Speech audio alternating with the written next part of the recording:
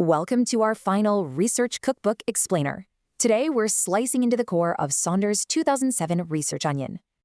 This central layer, it's exactly where all your abstract theory finally turns into real, hands-on action. So how is tackling academic research literally just like baking the absolute perfect loaf of sourdough? Well, our research recipe follows 4 crucial steps: deciding data, sampling, analysis, and setup. Okay, let's dive into this. You can measure exact rise times or just smell and feel the dough.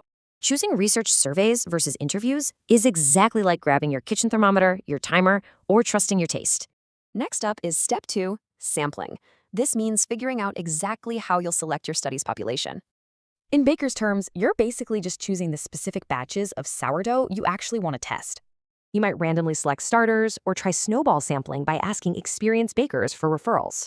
Your sampling method directly dictates how deep and accurate your final baking results will actually be.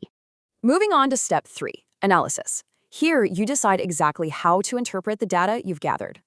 Will you count the properly risen loaves or vividly describe that rich, chewy texture and flavor? And this brilliantly illustrates how counting maps to statistical tests while tasting is basically thematic content analysis. Whichever analytical path you pick, it's the exact mechanism that answers your core research question. Finally, we hit step 4, meticulously setting up your materials before the real fun begins. Think kitchen prep. You need your starter, flour, water, and recipe completely ready to go beforehand.